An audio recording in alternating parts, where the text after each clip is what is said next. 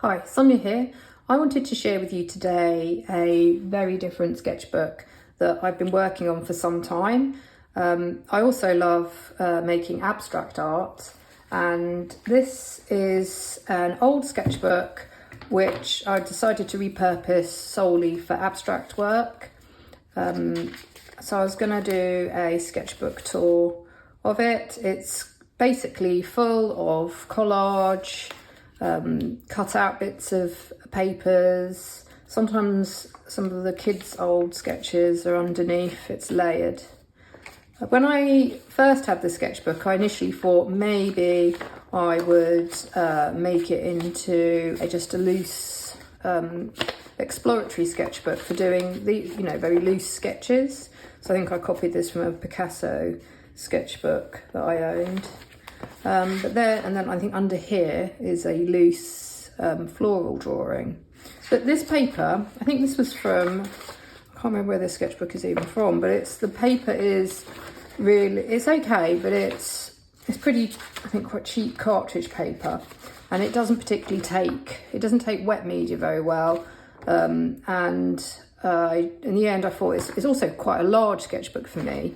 So I was like, as it's obviously quite cheap and one that I wasn't particularly enjoying using for more detailed sketches, I decided to let this be one for just abstract work really, and letting myself experiment using cheap materials. I've used like bits of tissue paper, old bits of notebooks, very cheap sort of crayons, the kids' old felt tips. Now they're getting older, they don't really want the Crayola felt tips anymore, so I've kind of requisitioned them. So yeah, so each page, to be honest with you, I don't think this is finished. I think I can come back and add more to this sketchbook, but I wanted to show you as it is now, in case it's something that you might want to try doing. Or maybe you've got a sketchbook at home that you're not using, it's cheap, the paper's not great quality. What do you want to do with it? Maybe just use it as a place to really, really push yourself, to warm up, to have fun. Maybe keep the little offcuts of artwork that you like, and then you can stick it back in. Well, this one is obviously, yeah, so this was an old sketch that I've kept from it. So like these pages, so here I will probably come back and maybe I'll add some more elements to this composition. But it's just fun to layer down leftover paint, crayon. Here, again, this is another page that isn't, to my mind, finished, but it's sort of growing. This is where I've been using kids' felt tips to I guess it's doodle art really, but with the knowledge that I can always come back and add more, draw over. I've used some metallic markers, but there was a stage where I really enjoyed making this sort of spread. And I think also it's kind of therapeutic. These ones, I know, I haven't dated these pages, but I know that this is over it last year. This sketchbook, sometimes I wasn't always in a great headspace, and I found these pages really helpful, just to empty my mind, to have that feeling of, whereas maybe you don't feel in control of other things going on around you, you're always kind of in control of where you take one of these pages. Here, this is a collage with just I think I painted a sheet with a black acrylic, and I've just cut out bits and stuck it together. This one I don't love, so I might come back and add some more, repaint over it. So while this paper it's pretty flimsy, you can paint over with gesso or acrylic if you want to change up the surface.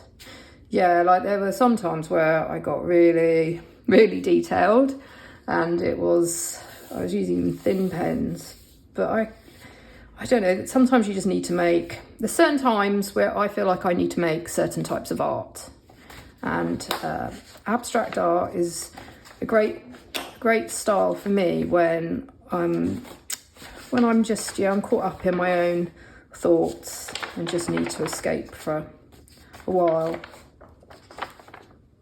Here I tried, this is like this oil pastel. Yeah, it's going to smudge, but it isn't about keeping the sketchbook forever. This sketchbook is about process, but ironically I do actually really like looking through it. It's even sticking together now, like really sticking together.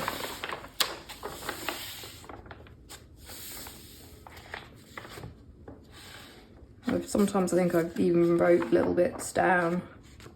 Here's a page that I started off with crayon, and I actually, it's like 6 months ago, and then I've come back in very recently because I remember having these paint colours left over, and I've added more blocks of paint.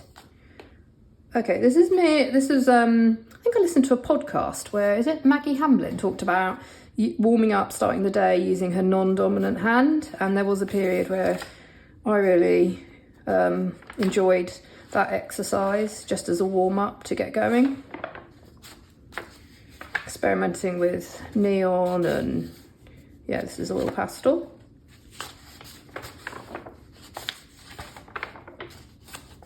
Collage, like I've sometimes with the dregs of gouache or gouache and acrylic, I'll use it up on old paper, scraps of paper, which can then be used for collaging into sketchbooks.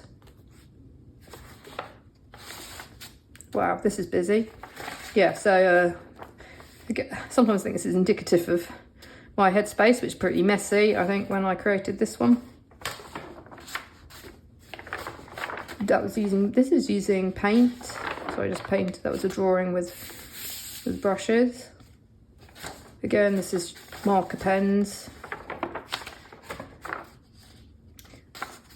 It's sort of an animal, like a goat shape, but I wanted to keep this page. I mean, I don't know why, there's something about it that appealed to me.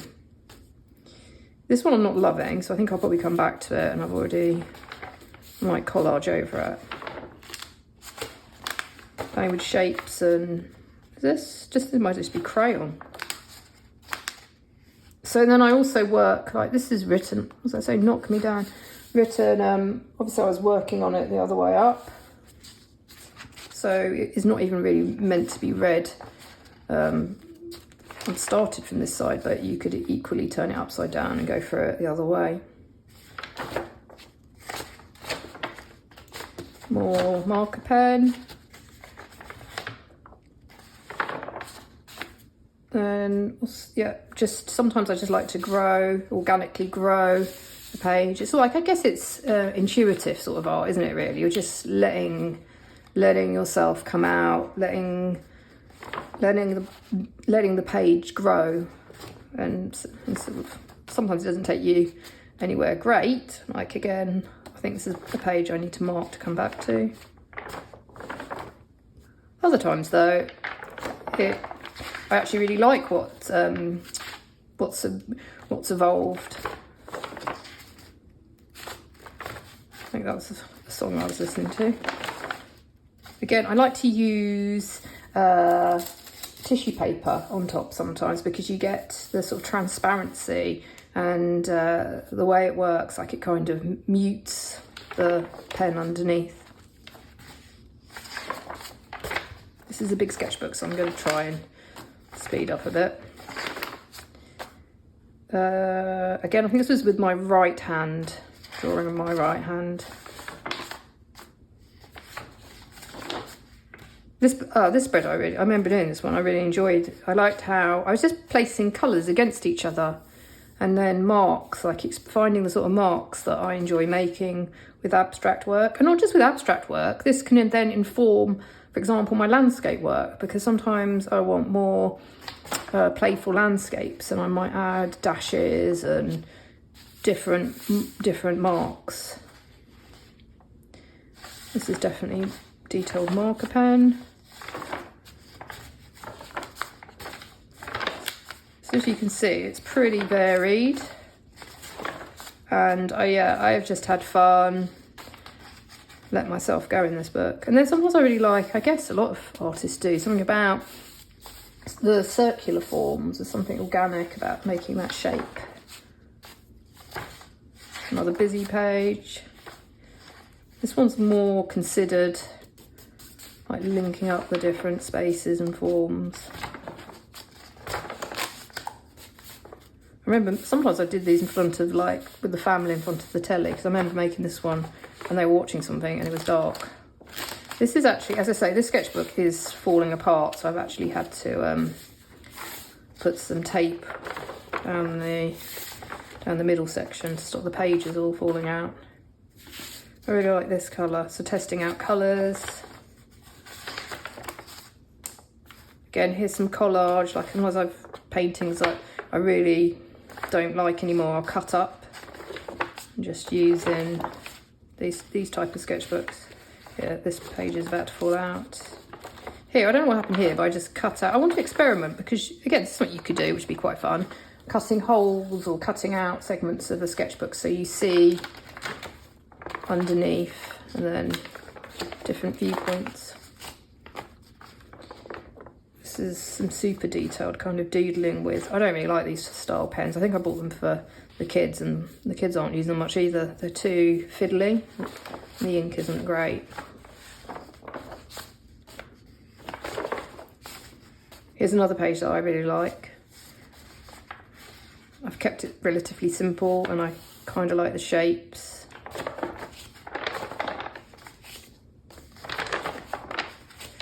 This was I think some watercolour or diluted acrylic that's also made this blotting effect, which I've kept. Masking tape. Here I've really played with sticking on old bits of a notebook. One of the kids just wouldn't like, they didn't want it anymore and they're going to recycle it.